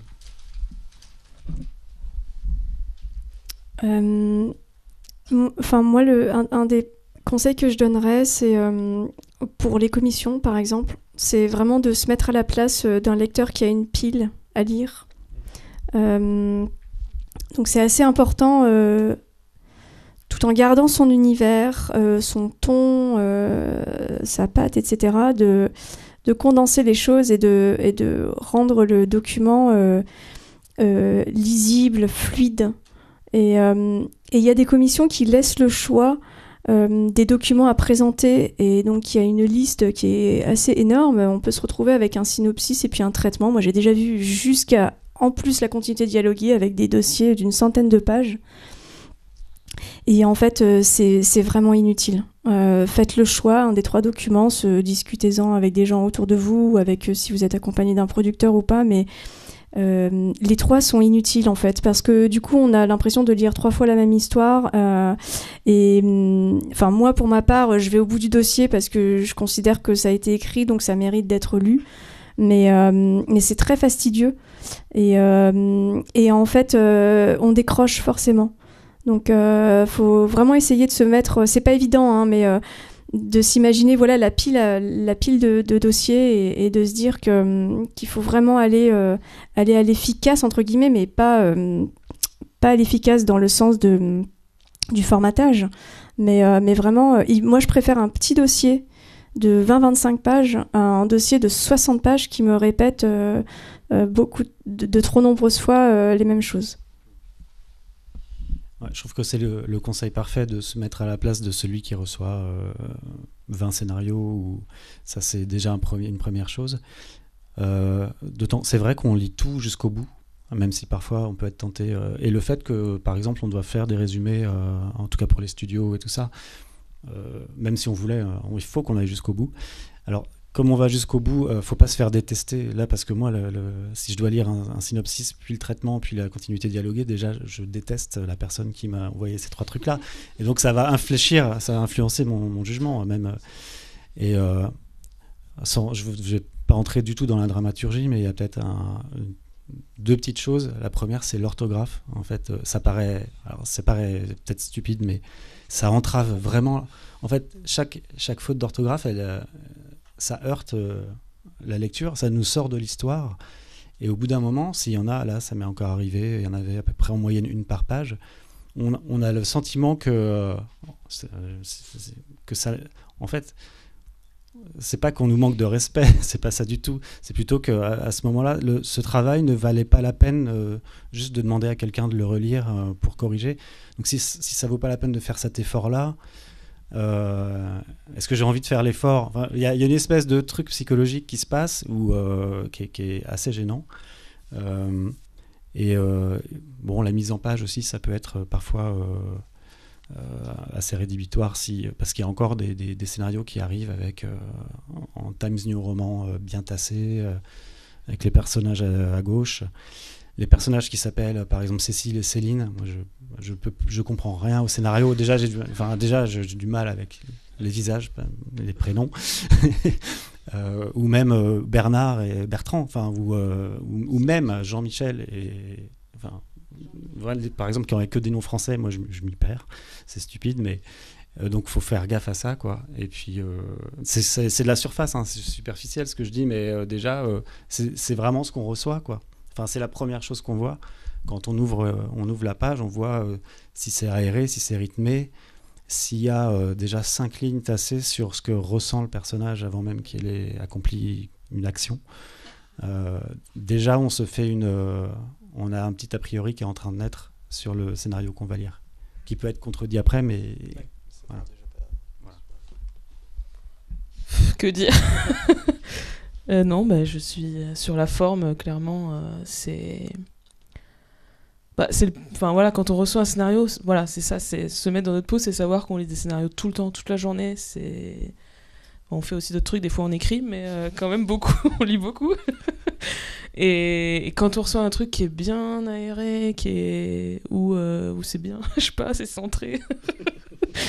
Je sais pas pourquoi, c'est psychologique, hein, mais voilà, en fait, c'est tout simplement pour faciliter la lecture à la personne qui ouvre le document, quoi. Et effectivement, les dossiers pléthoriques aussi, où il y a je sais pas combien de pages, au bout d'un moment, je me perds un peu. Donc il faut aller à l'essentiel, je pense. Et bon, ça marche aussi pour la dramaturgie, hein, mais sur le fond et sur la forme, en fait. Mais j'ai pas de truc très précis à dire. Moi, ce que je dis toujours, c'est que en fait, faut sauter sur l'occasion de maîtriser ce qu'on peut. Parce qu'en fait, quand vous envoyez ou quand nous on envoie un dossier à une demande d'aide ou à un producteur, etc. Alors un producteur moins, mais c'est vrai qu'on maîtrise pas la place qu'on aura dans la pile. C'est-à-dire que vous ne savez pas si vous allez être lu en premier, en 10e, après 5 scénarios pourris, donc ont agacé le lecteur, ou alors après un chef-d'œuvre. Et alors là, c'est pareil, faut être derrière, quoi. Vous savez pas qui vont être les lecteurs. Il y avait un autre truc aussi qu'on sait pas, mais je me rappelle plus. Ah bah oui, qui vont être les projets concurrents, bien sûr. Donc voilà, l'orthographe, la présentation, de respecter les consignes. Si on vous demande un synopsis, une note d'intention, faites un synopsis et une note d'intention. Enfin, c'est le minimum, respecter les consignes. Comme ça, vous pouvez... Ah ouais, non, mais ça me tue. Non, ça me tue. Ça me tue parce que ça, c'est vraiment le truc qui est rédhibitoire alors que c'est totalement maîtrisable. Voilà, c'est tout. Si on vous demande un synopsis de 10 pages, eh ben, on ne sait pas pourquoi. D'ailleurs, nous non plus, on ne sait pas pourquoi. Mais c'est 10 pages. Eh ben, faites 10 pages. Mettez pas 60 pages. Voilà. Parce que ça s'appelle respecter les consignes. Donc voilà, maîtrisez tout ce que vous pouvez maîtriser. La dramaturgie, on essaye de la maîtriser, on la maîtrise pas tout le temps, mais effectivement, l'orthographe, on n'est pas tous bons en orthographe, mais on peut demander à quelqu'un de relire. Une faute d'orthographe, alors, je parle pas des coquilles là, hein, mais pour moi, une faute d'orthographe, c'est comme une perche dans le champ. Alors, les réals, ça leur viendrait pas à l'esprit de laisser la perche dans le champ, mais alors tout le monde s'en fout de laisser des fautes partout. Voilà, alors pas tout le monde, il y a des gens qui sont rigoureux, mais c'est sûr que c'est quelque chose qui est facilement contrôlable, quoi. Et aérer aussi. Aérer parce que sinon on va tous devenir aveugles à un moment. Parce que la police dit et le sans interligne, au bout d'un moment c'est pareil. Les marges trichées là. Les marges trichées, bah oui, parce que oui, on ne raccourcit pas les textes, hein, on raccourcit les marges. Et la police, bien sûr. Et en fait, on le voit en tant que lecteur. Et nous, on le voit, hein, évidemment. Hein. Et puis, voilà, ça donne soit envie d'être aveugle, soit envie de balancer le projet, soit envie de sauter par la fenêtre. Enfin, bon. Non, le truc de la page aérée, c'est aussi, en fait, on aura plus de, on aura un avis plus favorable. Psychologie des profondeurs, hein, sur un scénario qui ressemble à un page turner, parce qu'on tourne les pages. On aime tourner les pages, on aime quand ça avance, on aime voir notre travail avancer. Donc, mine de rien, non mais et quand c'est tassé en plus, et qu'on s'arrête, parce qu'on s'arrête, puisqu'on reçoit un mail, vos scénarios sont lus dans des conditions déplorables, hein, on fait autre chose en même temps.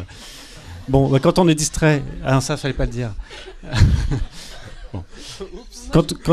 Quand on est distrait et qu'il faut retrouver là où on en était dans une page où il y a 50 lignes, c'est quand même plus difficile que quand c'est correctement aéré. Non mais c'est la bonne élève. Non, c'est surtout pratique.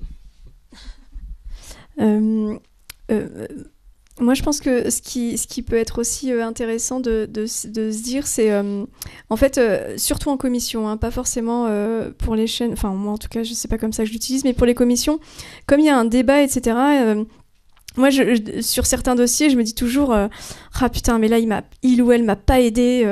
Il faut absolument que je trouve vraiment des points positifs, des dossiers que je veux vraiment défendre.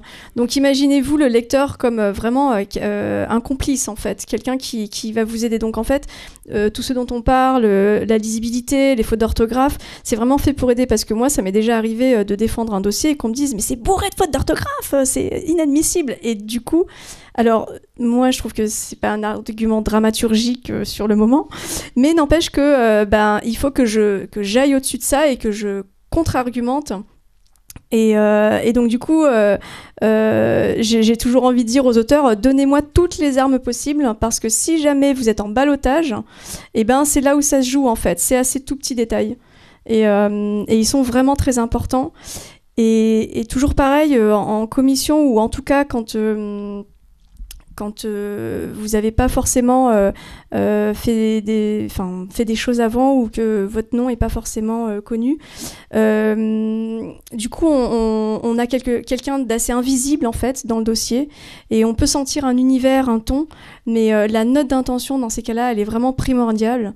Et du coup, c'est toujours un exercice extrêmement difficile, mais c'est très important de la soigner, de la faire lire autour de vous, à des personnes en qui vous avez confiance dans les retours, et de ne pas hésiter à la retravailler, parce que c'est vraiment un bon guide, et c'est pareil pour nous, c'est un vrai support d'argumentation quand on veut défendre un dossier, en fait. Ça peut vraiment jouer là-dessus. Alors que, je sais que c'est l'exercice qu'on déteste le plus souvent, mais la note d'intention est vraiment primordiale, en fait, dans les dossiers. C'est un beau mot de la fin, mais avant de passer aux questions du public, je pense qu'il y en a, donc on a un micro à chef, donc n'hésitez pas à lever la main si vous voulez intervenir, poser une question. Je vois que ça commence à se lever tout de suite. Édouard, je te laisse choisir qui commence. Bonsoir, merci déjà. Il y a quelque chose dans ce que vous avez dit, ça me turlupine un peu, c'est l'histoire des résumés que vous faites des projets, qui est nécessaire, hein, j'en suis bien consciente. Mais si on résume quelque chose, comment on fait un résumé neutre, quoi ? Parce que pour moi, quand on résume quelque chose, on fait ressortir des choses qui nous a plu, on met en avant des choses. Il y a déjà une critique dans le résumé. Ou alors, j'ai pas compris quel résumé vous faisiez exactement, mais... Moi, j'éprouve pas du tout de difficulté à... Quand j'éprouve des difficultés à faire un résumé, c'est souvent j'ai constaté qu'il y avait un problème d'écriture. Et en fait, c'est pour ça que c'est pas inutile de faire le résumé, c'est-à-dire qu'il arrive qu'on passe, par exemple, sur 3 scènes, 4 scènes, 5 scènes, et puis on n'a rien à résumer. C'est-à-dire que ce qui s'est passé n'a fait avancer ni l'action, ni les personnages, et c'est déjà un indice sur les faiblesses potentielles du scénario. Après, moi, je mets jamais aucun jugement dans aucun terme légèrement péjoratif ou... ça a pu m'arriver d'être tenté quand il y a quelque chose de vraiment énorme. On est tenté de mettre un point d'exclamation entre parenthèses, mais on le fait pas. C'est vraiment un outil. Non, moi, j'éprouve pas de difficulté à être neutre là-dessus. Moi, en fait, les résumés que je faisais chez Gaumont, c'était les synopsis des films. Hein. Donc j'étais très fidèle, même si ça fonctionnait pas. D'ailleurs, ça se voyait en plus petit puisque je faisais les résumés, mais j'étais très fidèle à la structure du film en fait. Et donc moi, je l'aurais pas forcément résumé comme ça, mais je pense que je l'aurais je l'aurais réinterprété. Donc ça aurait été mauvais parce que ça n'aurait pas donné l'image vraiment de ce qu'était le scénario. Donc j'étais très très fidèle. C'était très fidèlement une page qui résumait, qui synopsisait 100. Moi, le résumé, c'est pour moi toujours un exercice hyper difficile. Je relis, je sais pas combien de fois, je corrige énormément.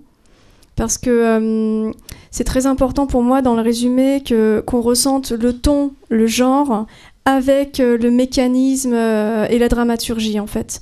Et pour moi l'équilibre il est primordial parce que c'est en tout cas à travers ça que j'essaye de rendre le plus fidèle possible le texte.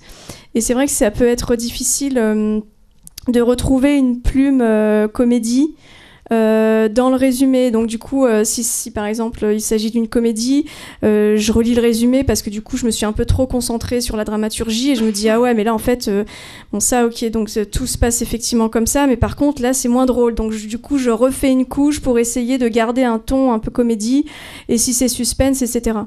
Mais pour moi c'est très important de garder le ton et l'univers. Pareil pour les films très sensoriels plutôt que action etc. De garder quelque chose d'assez fidèle.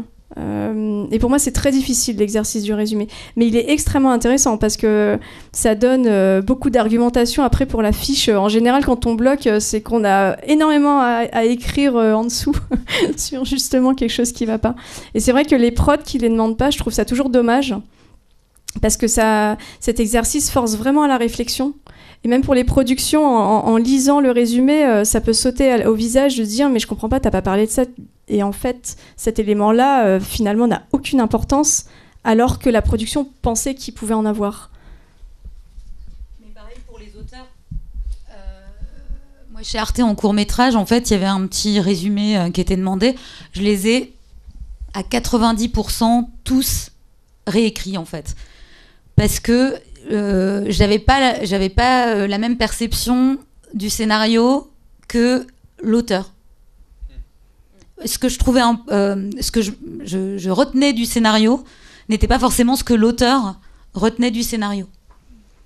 Donc c'est intéressant aussi de comparer les deux versions et de voir ce qui diffère et là où il y a un point d'achoppement quoi.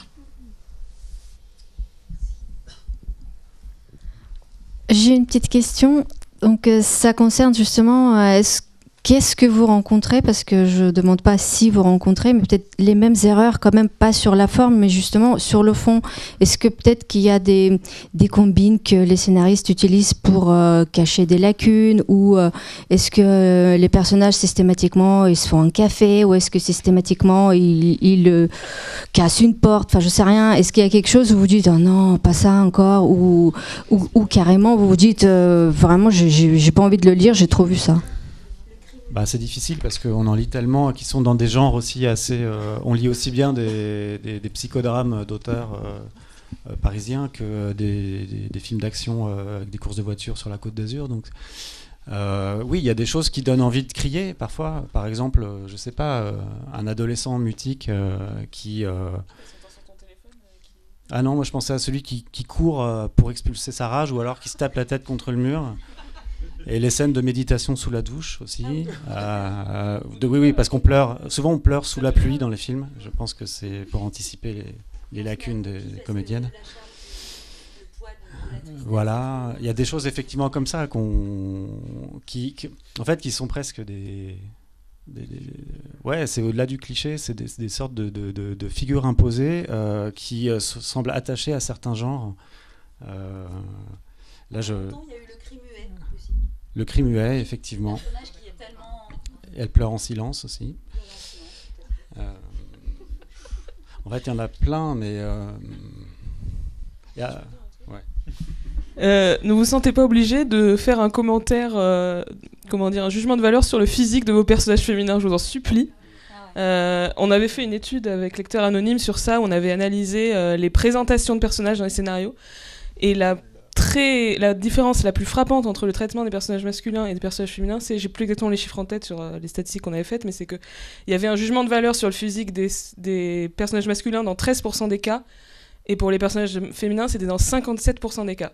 Donc, vous n'êtes pas obligé de dire qu'elle est jolie, qu'elle est belle ou qu'elle est ravissante. En fait, on s'en fiche. Donner une indication un peu plus qui donne plus de peps, qui donne plus d'indications. Enfin, moi, je sais que ça m'agace en fait quand je vois écrit une jolie femme, parce que pourquoi elle est forcée d'être jolie. Enfin voilà, voilà. Surtout qu'il y en a 3 et qu'elles sont à peu près similaires en termes de physique, alors que la femme est jolie et l'homme est athlétique et buriné généralement. Enfin, il a généralement 6 ou 7 ans de plus. Enfin, et en plus, ouais. Ça c'est un peu ennuyeux. Ouais. Ténébreux, c'est pas mal. Ouais. Je sais plus si c'est ténébreux ou séduisant. Bah, ça va ensemble. Hein. Je crois qu'il y avait une question. On va alterner entre le devant et le derrière. D'abord, juste, je rebondis sur la question d'avant, sur les résumés. Moi, dans ce cas-ci, en ce moment, je dois plutôt faire des résumés de 3-4 lignes, donc très très courts. Et par exemple, là, je suis dans un scénario qui n'a ni queue ni tête, et j'ai juste marqué que ce n'était pas résumable, et j'ai dit, voilà comment je proposerais de raconter l'histoire, et donc je fais un nouveau pitch d'une histoire qui n'est pas encore... Est-ce que c'est possible de faire ça quand vraiment l'histoire part dans tous les sens? Comme tu disais, il faut quand même au maximum être fidèle à ce qu'on a entre les mains, même si c'est super dur à résumer. Ouais, mais en donner 3 lignes. Même en 3 lignes une idée de ce que c'est, et même de l'absurdité du projet s'il est absurde à ce point-là. Enfin, ouais. Okay. Moi, j'ai pas d'exemple j'ai des exemples, j'ai lu des choses très bizarres, mais vraiment sans queue ni tête. Non, c'est-à-dire qu'il y a, c'est pas que c'est sans queue ni tête, c'est qu'il y a plein d'histoires, mais il y en a plein, trop. Enfin, il n'y a pas une histoire, c'est plusieurs. Alors, faut histoires. dire 12 histoires de. Ouais. Est-ce que c'est 12 histoires Il y a un thème commun aux histoires ? Ouais, bon, je vais pas. Mais je comprends l'idée, mais je vais pas développer le truc. Humaine, mais, ouais. enfin, je sais pas, mais il y a moyen, il y a toujours moyen de. C'est une espèce de saga familiale, quoi. Voilà, on a un début, une saga familiale. Après, sur combien de générations? Sur une, mais ça part. C'est les frères, les beaux-frères, les belles-sœurs, les tantes, les oncles. Donc une saga familiale, c'est bon. Ouais.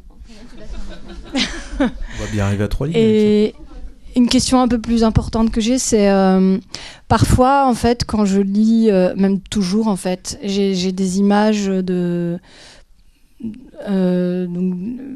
J'imagine les personnages et parfois ça correspond à des images d'acteurs qui existent. Est-ce que ça peut être une bonne idée de dire voilà, moi le personnage j'ai vu je sais pas Charlotte Gainsbourg, est-ce que ça correspond à votre imaginaire à vous, pour voir, ça peut être un moyen aussi de tester si on n'est pas si son scénario décrit bien le personnage. Et si elle me dit ah non, pas du tout, c'est pas du tout Charlotte Gainsbourg, c'est plutôt Béatrice Dalle, alors là il y a un problème quoi dans l'écriture. Est-ce que Mimati, il y aurait un problème. Mais... ouais, enfin. Vous décrivez une femme brune de 40, je sais pas quels âges elles ont, mais c'est une femme brune de 45 ans. Ça peut être Béatrice Dalle comme ça peut être Charlotte Gainsbourg. Oui, bon, j'ai peut-être pas donné le bon exemple, mais l'énergie est très différente. Mais, ouais. De toute façon, il faut quand même décrire, parce que les personnages, parfois, on n'a même pas un âge. Une jeune femme, ouais, une jeune femme, donc ça peut être de 17 ans jusqu'à... J'étais en train de Le vrai âge, c'est dans la tête, Laetitia. Oui, c'est vrai. C'est là que ça voilà. Donc voilà, une jeune femme de 17 ans, ça n'est pas une jeune femme de 20 ans, et ça n'est pas en termes de caractérisation, ou en tout cas de ce qu'on projette sur une jeune femme de 30 ans, ouais. Par exemple. Et ça, souvent, on est... soit on a des descriptions de personnages de 10 lignes, soit on n'a rien. On a un homme, une femme, Oui, mais en termes de faire image, d'imaginer le personnage, c'est raide quand même. Mais donc on peut proposer comme ça des personnages qui nous viennent à l'esprit. Je demande ça parce qu'en fait une fois un réalisateur m'avait dit mais tu vois qui pour le casting?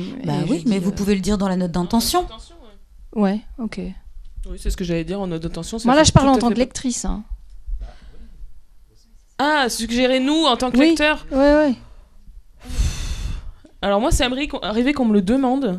Par exemple, on m'a fait lire des romans. C'est ça, moi, on me l'a déjà demandé. Donc on m'a fait lire des romans et on me disait de faire des suggestions de casting. Effectivement, s'il y a une idée qui vous vient, de toute façon, ils sont jamais... C'est là que j'ai dit, c'est histoire de vérifier que le scénariste a bien décrit son personnage.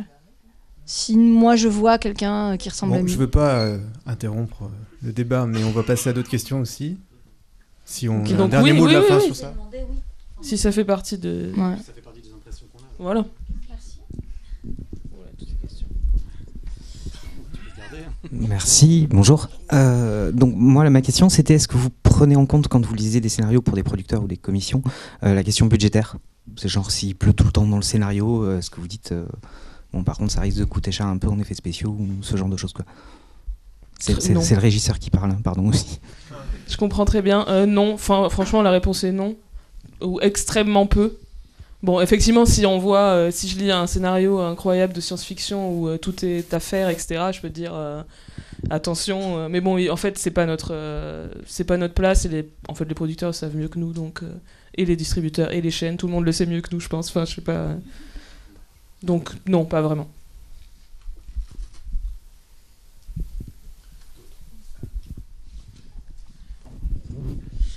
Et un scénario un auteur qui envoie son scénario sans producteur, ça joue ou ça joue pas ou pas du tout. Dans les commissions, ça joue? Ça dépend des commissions en fait, mais moi par exemple dans la commission dans laquelle je siège, ça ne fait aucune différence. Par contre, si vous avez un producteur, c'est bien qu'il vous accompagne pour venir, pour passer devant la commission, parce que souvent c'est un signe de négligence de la part du producteur et la commission peut ne pas, en tout cas peut se dire que c'est pas un gage de confiance. Donc si jamais vous avez, à l'inverse, si vous êtes accompagné et que vous passez à l'oral en commission, insistez auprès de votre producteur pour qu'il se libère, parce que c'est vraiment important pour les membres. Pour compléter ce que tu disais tout à l'heure aussi, il y a parfois des projets qui sont un peu limites. Et à l'oral, on voit qu'il y a une espèce d'osmose entre le producteur et les réalisateurs ou l'auteur qui est très très convaincante. Alors que parfois, il y en a d'autres qui se coupent la parole, qui se contredisent, qui ne sont pas du tout à l'aise. Et comme tu disais tout à l'heure, ça a une énorme influence sur le jugement final. Et après, pour les aides qui sont destinées aux auteurs, d'autant moins, quoi. Et moi, ça m'est même arrivé de relativiser, pas du tout l'intérêt d'un projet, hein, c'est pas que, mais de me dire, c'est dommage, le projet est super, mais il est accompagné par ce producteur. Donc, il aurait dû se présenter. Mais ça veut pas dire que je l'ai pas fait monter, hein, ça n'a rien à voir. Mais juste moi-même, en mon fort intérieur, je me suis dit, oh mince. Et est-ce que vous regardez l'expérience du producteur? Parce que du coup, tu regardes des producteurs que t'aimes pas, mais est-ce que ça joue aussi C'est pas que j'aime pas, dont je vois qu'ils développent mal. C'est pareil. C'est pas que je les aime pas, je m'en fous, je les connais pas souvent humainement. Par contre, je vois que ils n'ont pas correctement développé des projets que j'ai lus justement, soit à l'aide au dev, à l'aide à la prod, ou même à l'aide à l'écriture. Et je suis dégoûtée, quoi. Donc j'ai pas du tout envie par exemple, d'aller recommander des gens qui n'auraient pas de producteur à ce genre de producteur. Voilà. Donc oui, c'est l'expérience du coup.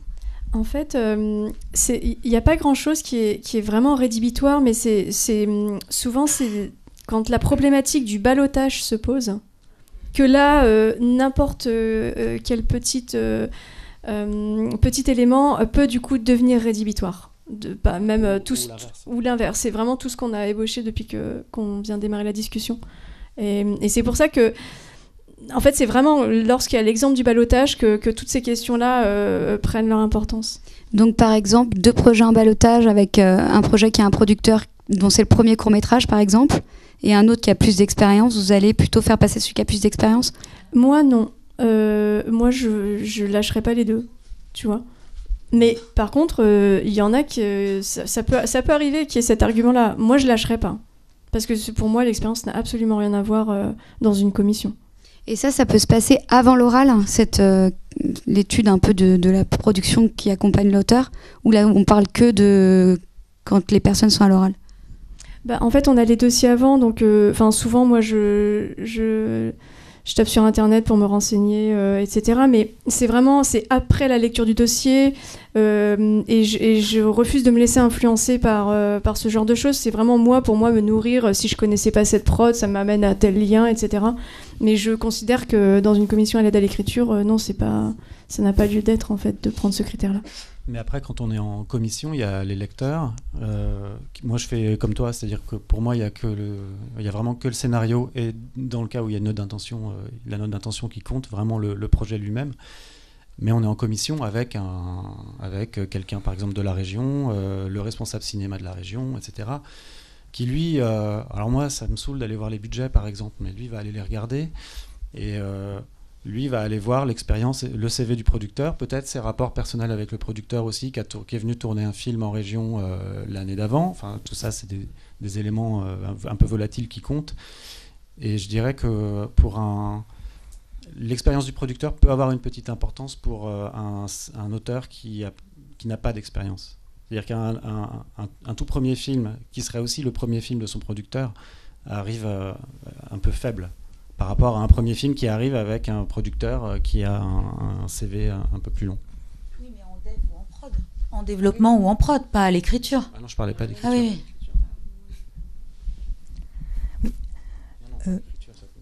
Dans le cas où il y a une note d'intention, qu'est-ce que c'est une bonne note d'intention pour vous? Alors c'est super... Ouais. Moi, peut-être juste avant de te... Non, je réponds en atelier. C'est bon que quand t'es payé, c'est ça.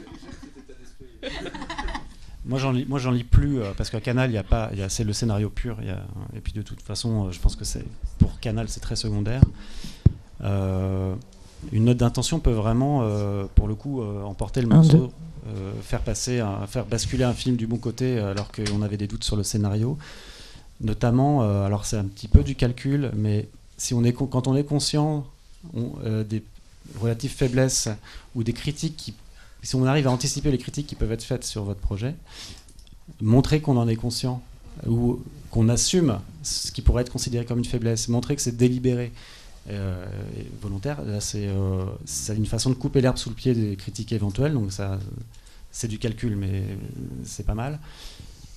Juste pour la définir un peu de façon négative, éviter les considérations générales qui sont...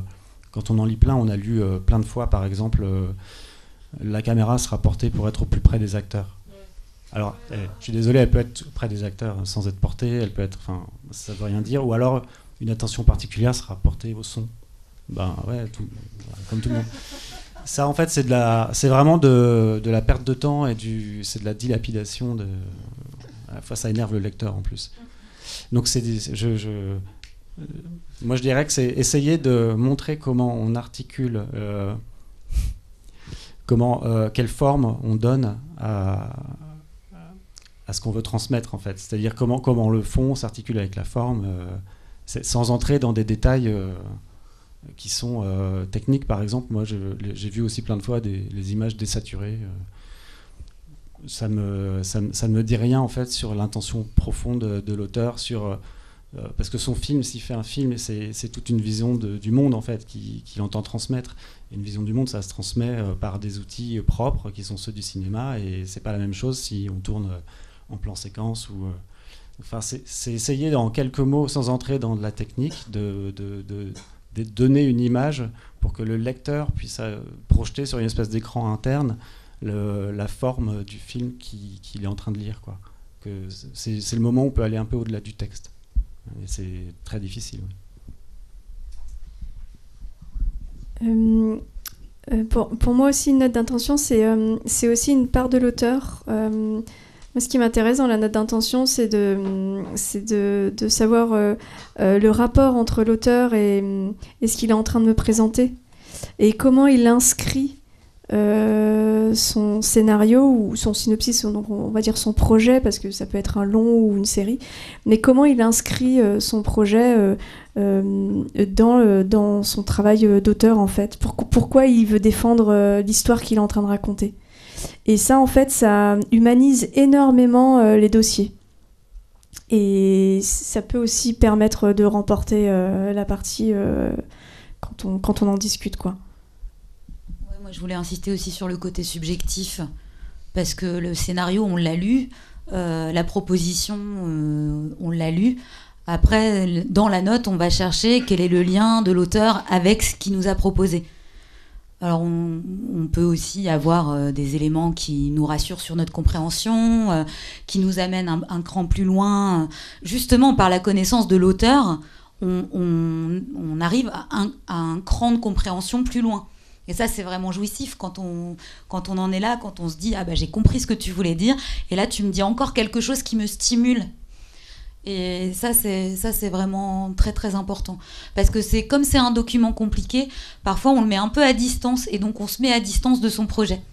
Or, c'est pas du tout ce qu'on cherche dans la note d'intention. Enfin, on cherche une certaine clairvoyance par rapport à ce qu'on propose. Donc ça nécessite un peu de distance. Mais on cherche aussi une implication personnelle, une subjectivité qu'on n'a pas dans le scénario, qui est un récit objectif. Donc, oui, je voulais poser une question dans la continuité. Quand vous trouvez un hiatus justement entre la note d'intention et le traitement et la continuité dialoguée, qu'est-ce que vous privilégiez? Donc apparemment c'est la note d'intention, ou qu'est-ce que vous faites là? Moi, je privilégie ce que j'ai lu, la continuité dialoguée, si c'est une continuité dialoguée. Et après, je me dis que l'auteur n'a pas, manifestement, vu à la lecture de sa note, il n'a pas réussi à traduire ses intentions en dramaturgie, en traitement scénaristique. Et donc là, je suis perdue, parce que je ne sais pas que croire.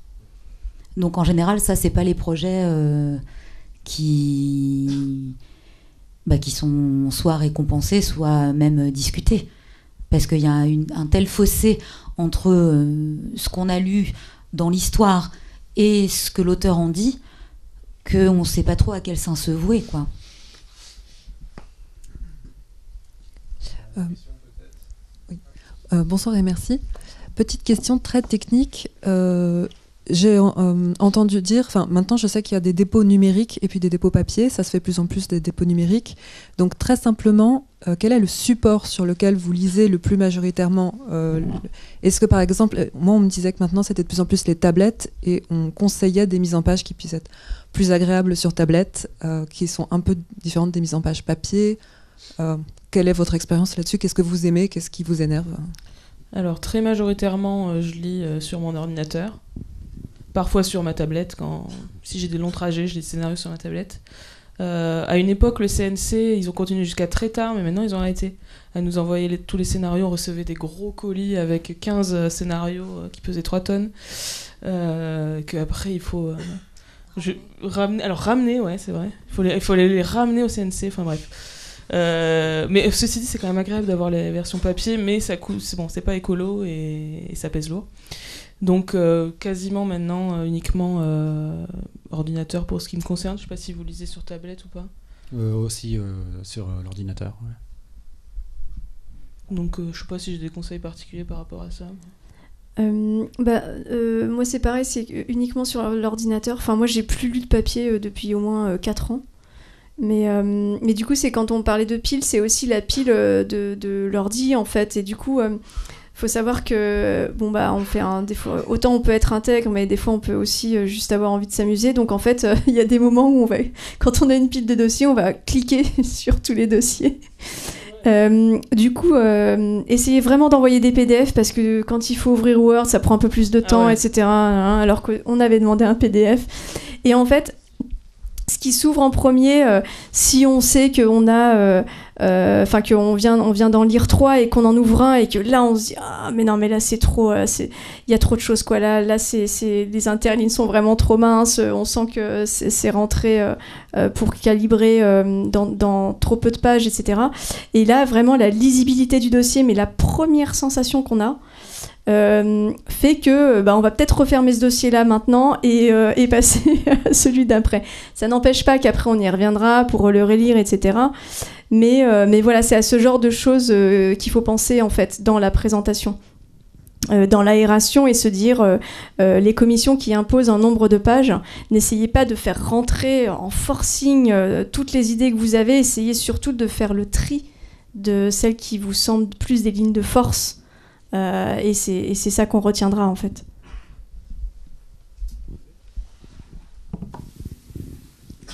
Je peux finir ou pas?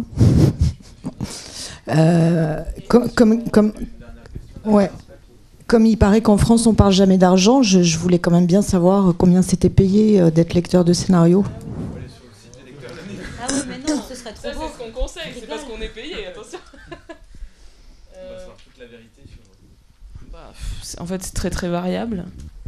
Quand on lit dans des commissions, bon, parfois on n'est carrément pas payé. Bon.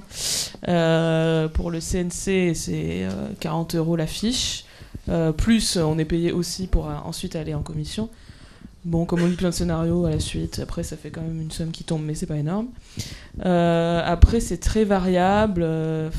Moi, j'ai lu beaucoup pour des boîtes qui me payaient en 80 € net la fiche, ce qui est pas énorme du tout. Donc par exemple Mars, c'était ça, je donne les noms. France 3, c'est ça aussi.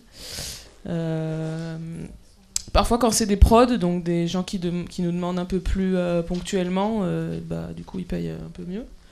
Ça peut être 150 €. Bon, j'ai jamais été payé de plus de 150 € pour une fiche, mais ça va. En fait c'est variable, mais je dirais entre 75 et 150 € quoi. Voilà. Sans compter les fiches pour les commissions qui sont beaucoup moins bien payées, mais qui sont beaucoup plus petites aussi, donc voilà. Lié à la question, le temps passé, c'est quoi, une journée? Je dirais une journée en faisant vraiment que ça, enfin pas que ça, mais vraiment que ça soit le boulot de la journée, ouais, je dirais une journée, mais ça dépend des fois ça pose un peu plus de difficultés, mais ouais. Je prends la toute dernière qui était au fond de cette question. Et après...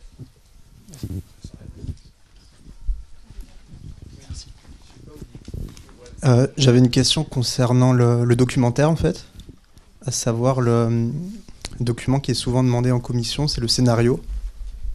Et c'est un peu curieux le scénario en documentaire, donc je voulais savoir l'importance comment vous l'abordez. Alors scénario, ça peut être ce qu'on appelle un canevas, des prémices. Évidemment, quand on lit du documentaire, on se dit pas le type va tourner tout ce qu'il a écrit. Par contre, ce qu'on cherche dans un canevas de documentaire et dans un dossier de documentaire, parce qu'il n'y a pas que le canevas, hein, il y a la présentation dans laquelle on doit saisir quel est le sujet, par quel angle on l'attaque, quel est le point de vue de l'auteur. Tout ça, c'est souvent dans la présentation, et après, c'est incarné dans les prémices narratives. Mais c'est des prémices, c'est des lignes de force, c'est l'incarnation d'intention. C'est-à-dire, si vous avez fait des repérages, vous allez déjà peut-être construire quelque chose, faire une proposition de traitement. On sait bien que le documentaire, c'est filmer le réel, donc vous n'obtiendrez peut-être pas tout. Mais on ne peut pas, parce que c'est du documentaire, vous dire allez tourner et puis on verra bien. C'est pas possible. Donc il faut des bases qui sont, alors on appelle ça scénario, mais c'est pas scénario comme on l'entend en fiction. C'est des propositions de pistes narratives, mais c'est vrai que moi, si on me donne, et je le dis souvent en commission, parce que ça c'est vraiment un truc que je ne supporte pas, c'est qu'on identifie en fait son projet de documentaire à une recherche. C'est pas parce qu'on a accumulé de la matière et qu'on a fait une recherche que c'est une proposition de film. Et souvent, ce qui revient en commission de documentaire, c'est il y a de la recherche, mais il n'y a pas de film. Et donc ça, s'il y a un film, on peut le savoir que s'il y a une bonne présentation et s'il y a un espèce de canevas, voilà, une proposition de narration où on a déjà fait des choix, en fait. Évidemment, la matière sera mouvante, la matière sera incertaine, il y aura surtout souvent de la nouvelle matière qui viendra s'intégrer, mais il faut quand même que l'auteur ait une idée. Un auteur qui va tourner sans intention, c'est dangereux, quoi. Enfin, moi, en tout cas, je lui donnerai pas de l'argent pour le faire. J'ai besoin de savoir que ses intentions vont être incarnées et comment il va les possible, ça va pas être possible. Mais en tout cas, j'ai besoin, et les gens de commission aussi, de savoir vers où l'auteur va, comment il va aller chercher de quoi traiter son sujet. Ça sera le mot de la fin.